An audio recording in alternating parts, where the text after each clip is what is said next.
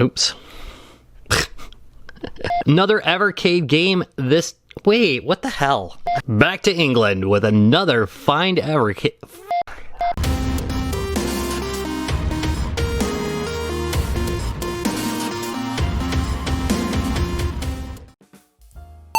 Hey there, real gamers, Retro Rob here, and it's time for another haul video. Have not done one of these in a while. It's mostly been replaced by mail call, but I felt that this one was pretty much all in the same theme, so I didn't really want to do a mail call with it, so we went with haul video. Anyway, a lot of different gaming stuff across a pretty broad spectrum of systems. You know, like 3 or 4. I mean, I guess if that's broad. But anyway, it's not focused. It's a little bit everything. Hey, it's kind of like my videos, unfocused. Anyway, let's get started and take a look at what I picked up. Thumbs up, comment, and subscribe, or I will go Skynet on your butt. Alright, first things first, this awesome piece of 8-bit gaming wall art.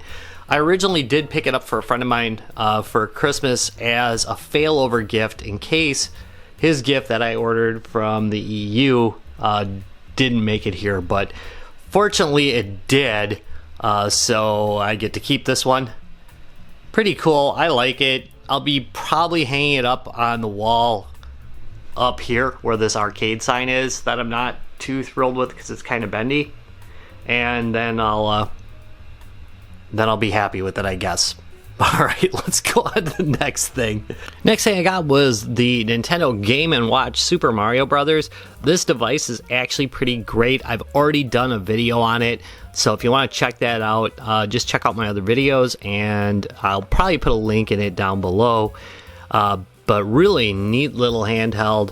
You know, I'm a big fan of Famiclones, and actually having a decent licensed Famiclone is, well, you know, it's a change in my norm, but pretty cool. It does have the Super Mario Brothers Lost Levels, which is really Super Mario Brothers 2, and just a great little handheld. I like it. A little bit overpriced, though. I think these run about 50 bucks, so you might want to keep that in mind. All right, let's go on to the next thing. Next, we have Atari Mini Arcade Pong by Blaze. It includes 12 classic games for the Atari 2600, I think all of them are.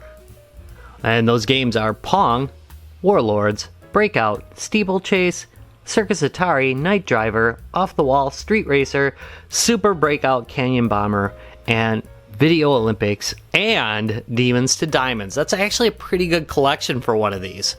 As far as I know, this game system was not made available in the US, so this one is kind of an anomaly.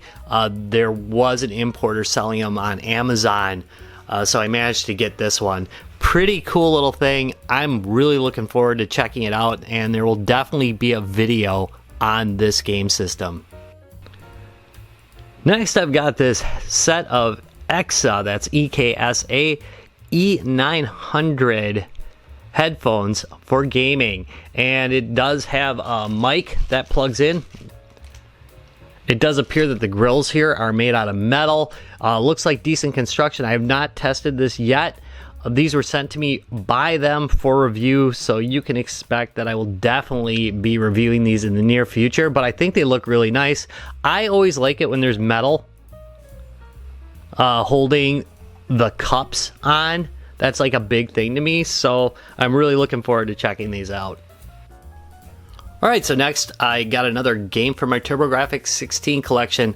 Those of you who watch the channel regularly know that I indeed have been trying to rebuild my once great TurboGrafx 16 collection. Note that it isn't one of those things where I sold everything off like a couple years ago and I'm coming right back to it. This stuff I sold off in the 90s, and I basically have been trying to rebuild back to my 90s grandeur, except kind of dirtier because I took better care of my stuff than some of these are coming in. But TurboGrafx is very expensive to collect for, so it's slow going. Anyway, Legendary Axe, expect a gameplay. I have been doing TurboGrafx 16 gameplays again, and I will definitely be doing one on this one.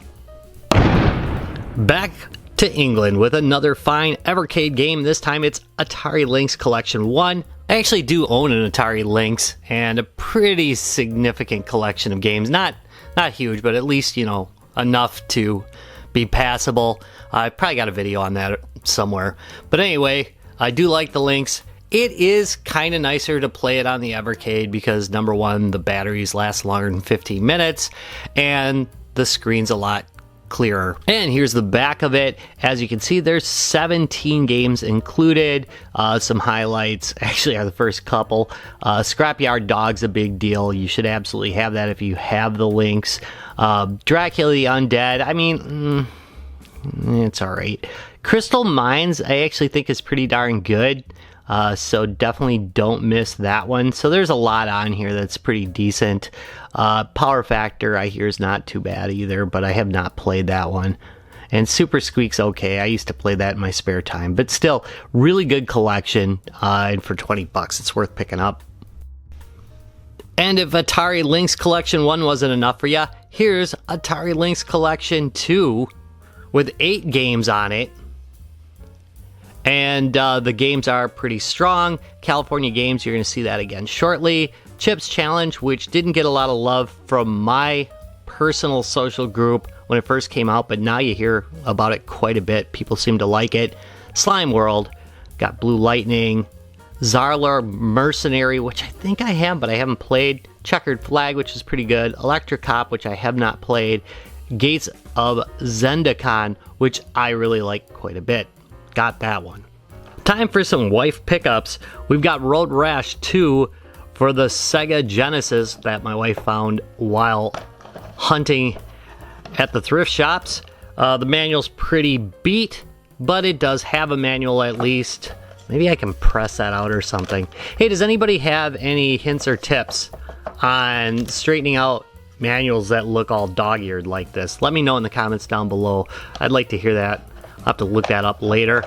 And of course, we got Speed and Bleed. This was a great game, and pretty happy to have this in my collection. I do have the original in like a multi-cart, not an illegal multi-cart, but an actual published multi-game collection. But it's nice to have number 2 here. All right, another wife pickup is, yep, you might have guessed it, California Games for the Sega Genesis. My favorite of these is Winter Games, but California Games comes in a fairly close second, followed by maybe World Games. I liked World Games quite a bit. And these are pretty decent games, actually, and I'm kind of surprised she was able to find them, but sure enough, out in the wild, occasionally you get something interesting. 1 to 9 players, look at that. That is insane. Imagine having 9 players playing that. I'm pretty sure I've had 3 before. All right, then of course we have Secret of Evermore, another wife pickup for the Super Nintendo. Not super rare.